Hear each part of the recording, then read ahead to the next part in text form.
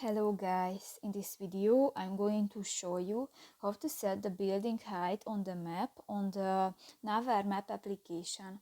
But first of all, I just want to mention, please don't forget to subscribe to our channel, because at 100,000 subscribers we are going to show you our YouTube revenue statistics and growth strategy, how to make money online.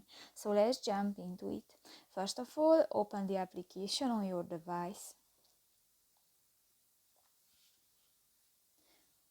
Tap to the three lines at the upper left corner of the screen and click to the settings icon.